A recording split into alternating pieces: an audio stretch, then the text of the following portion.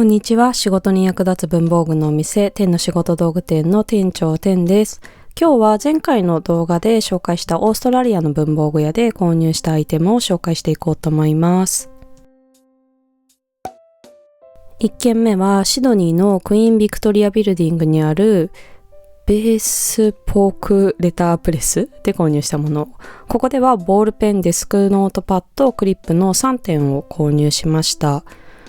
ウッドブラスペン約3900円。キャップの部分が真鍮で持ち手の部分が木材になっています。キャップはね、ねじって取れるタイプで、なんかちょっと高級なペンの感じしますね。後ろにつけるときもねじる式。私はね、この仕様初めて見ました。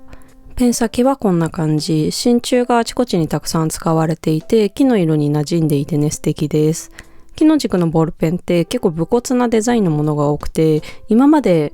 惹かれたことはなかったんですけども、こちらはね、デザインに惚れてしまいました。書き心地は後ほど紹介します。次はこちらのハックルベリーノートパッドジョター約2100円です。英語サイズで中は無地、厚手の紙が100枚入りになっています。紙の側面にはね、ゴージャスな金色が施されています。すごいですね。ブランド名が金の箔押しで入っていて、本当ね、どこまでも上品な感じがしますね。もともとフライングタイガーで一目惚れして、なんとなくね、買ったメモパッドがあったんですけども、これがね、結構パソコン作業のお供にちょうどよくて、結構愛用していました。でもね、ご覧の通り残りがわずかになっています。で、こちらは英語より一回りだけ小さいので、日頃使っている英語ノートにこんな感じで貼り付けて使うことができました。そこもね、お気に入りポイントだったんですけど、今回はパッド全体が英語サイズなので、ちょっとそうもいかず、横向きに貼ればいいかなということで解決。調べ物やアイディアを保管したいときにこの使い方がすごいね、ちょうどいいんですよね。ではこのノートパッドに先ほど紹介した木のペンで書き込んでみます。こちらのペンのインクは水性ゲルインキのブラックです。もうね、書き出しからかなり滑らかな感じが伝わるかなと思います。ペン本体は真鍮が使われている部分に結構重みがあります。契約の時とかに出てくるいいペンみたいな感じで重くて、日頃はね、軽いペンを使うことが多いので、なんかちょっと持っててね、テンションが上がりました。キャップを開ける時のねじる動作だったりとか、ペン本体の重みでじっくり一文字ずつ書く動作っていうのが結構ね、心がすごい落ち着いてきます。いつもは素早く頭の中、心の中のことを紙にバーっとね、書き出すっていうことが、多いんですけども、ゆっくり書くことで、なんか満たされるみたいな効果がありそうなくらい書いててね、すごく落ち着きました。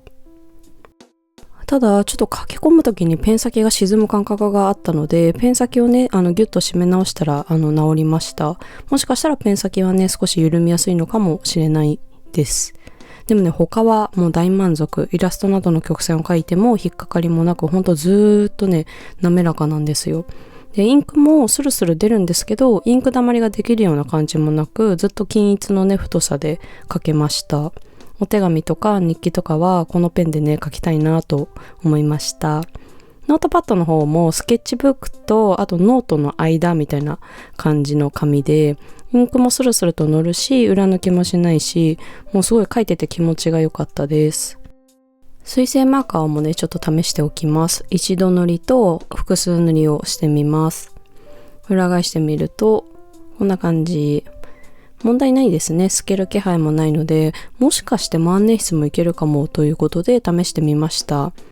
万年筆のペン先は中字で、書いた線はインクの濃淡ができるような感じの太さでも、全然ね、紙に響きません。環境に配慮した紙らしいんですけど、なんかもう、ほんと、ただのすごくいい紙っていう感じ。1件目最後はこちらのクリップ、アローペーパークリップスで3つで900円です。1個ね、300円の割にはちょっと粗雑な作りをしています。クリップとしてはね、全然問題ないので OK です。紙に挟むと、こんな感じで矢印が浮き出てきます。重要なポイントをね、刺すように留めたら可愛いんだろうなと思って購入したんですけど、そこまでね、ちょっとホールドは強くないので、動いちゃう可能性があるので、目安として使うことにします。2軒目は同じくシドニーのクイーンビクトリアビルディングにあるキッキ系です。ここではもう悩みに悩んでこちらの3点を購入しました。1個ずつね紹介していきます。1つ目はブランクゲルペンというホワイトインクのボールペンで、だいたい日本円で400円です。ペン先は 1mm で、ボディはねシンプルなデザインではね、早速どんな感じなのか書いてみようと思います。よくねパイロットのジュースアップという高発色ペンを私は使っているんですけど、それはインクを乗せた瞬間は色はねちょっと沈んで乾くと明るく発色するんですが、このペンは書いた瞬間からしっかりとね発色しています。すぐにね綺麗な線が引けるので書いててねすごく楽しいです。ぽってりとした書き心地で、なんかねマットホップっていうペンに似ている気がします。ペン先の向きや傾け方によってはちょっとインクが出にくくなります。これはね発色ペンあるあるかなと思うんですけど、もしかしたらいつかインクが詰まっちゃうかなという感じで、マーカーで塗った上にも綺麗に描けるのか試してみました。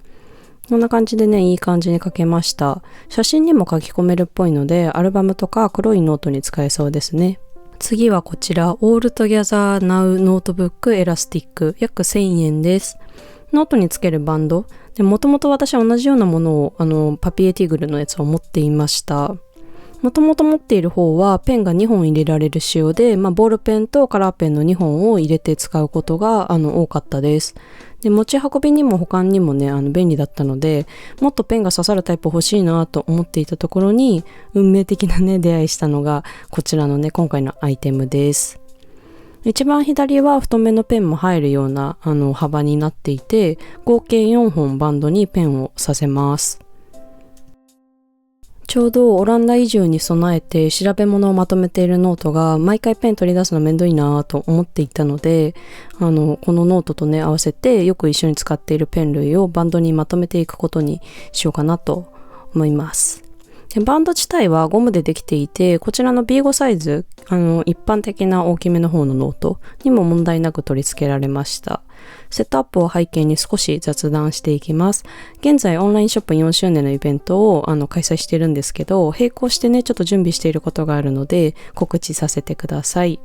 まず1個目ですが、本日5月9日から13まで広島の百貨店福屋さんの八丁堀本店にてきらめきマルシェに出店しています。私はちょっと店頭には立てないんですけど、オリジナルグッズとかセレクトした文房具が並んでいるので、ぜひね広島の方とかお近くの方お立ち寄りください。そして5月下旬には熊本の阿蘇に当店の常設ポップアップを開始する予定です。こちらもね私は店頭に常駐するわけじゃないんですけど、ぜひねご旅行などで近くまで来たらこちらもお立ち寄りください。今月末にねまた動画にてお知らせします。でもう2点ほどまだまだねお知らせしたいことあるので、動画後編で話していきます。仕事に役立つ文房具の本が発売されました。全国書店 Amazon にてご購入いただけます。ぜひチェックしてみてね。3つ目の購入品はこちら、ペーパーラバーズブック約4000円です。今回購入した中で多分ね一番気に入っています。どんなアイテムかというと、中にはデコレーションペーパー、切り取るとメッセージカードになるもの、あとペーパーバッグになるもの、タグになるものとかね、様々なペーパークラフトの材料が入っています。もうね見てるだけでワクワクしますよね。なのでちょっと試しに1個まずは作ってみようかなと思います。もともとちょっとしたメッセージカードギフトラッピングをする機会が多くて、便利そうだなと思って購入するに至ったんですけど、いざねどれから使おうかって決めるとなると悩んじゃいますね。両面パターン紙が8枚、80以上のステッカー、50以上のギフトタグ、グリーティングカードは15枚以上、あとは25を超える DIY 紙プロジェクト、例えば封筒とかおやつ箱っていうのがね中に入っています。ということでこちらのギフトボックスを作ることにします。デスクの上にあるクリップなど小物をまとめて入れておくのに、ちょうどいいんじゃないかなと思います。作っている様子を背景に先ほどの雑談の続きで残り2つほどお知らせがあるので、そちら話させてください。当店はインスタグラムでもね発信しているんですけど、インスタお店のオープンと同時に始めてて丸4年、あとね600人ほどでフォロワー様がなんと10万人になります。もう始めた頃には想像もつかなかったです。とても嬉しいし、感謝の気持ちを表して、4周年イベントが終わる5月末以降で10万人達したら、インスタでね、プレゼントキャンペーンやろうと思いますので、ぜひね、フォローしてお待ちください。で、最後のお知らせで、オランダ移住についてなんですが、去年の11月にね、ライブ配信で、2025年頃に、オランダ行く予定なんですってお話ししたんですけど、いろいろあってね、早めることになり、なんと、今年の7月に出ることになりました。オランダ移住に関しては今後も文房具の動画のこんな感じの雑談でね、リアルタイム共有できればなと思ってます。無事に行けるのかまだまだ謎なんですけど、ライブ配信のところでもね、結構たくさんの応援をいただいたので、せめて皆さんとね、状況を共有できればなと思ってます。ぜひ今後のね、ドタバタチンどっちをお楽しみに。お話ししていたらギフトボックス完成しました。なかなかのクオリティじゃないですか？デスクの上のクリップとか、あとちっちゃい小物っていうのをどんどんね、中に入れていきます。紙の厚さがちょうどよくて、強度も問題なさそうで、すごくね、簡単に完成しました。たくさん入れたけど、しっかりね、口は閉まっています。見た目もね、良くなって、すごく大満足です。これからギフトシーンなどでたくさん使っていこうかなと思います。最後にゴールドコーストのショッピングモールにあったタイポというお店で買ったものを紹介して終わろうと思います。こちらのカレンダー時計フリップクロックバージョン2かな？約2500円。あれアイボリーなの？パッケージはグリーンじゃなかったっけと、わたわたしたんですけど、買う色を間違えたんですかね。アイボリーも可愛いので全然問題はありません。最近、曜日と日にちがわからなくなることがちょっと多かったので、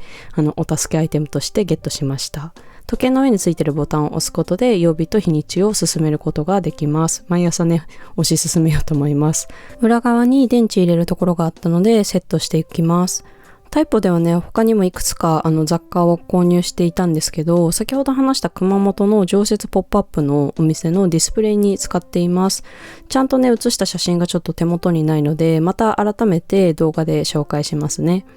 はい、いろいろありましたが、無事セットアップができました。かわいい。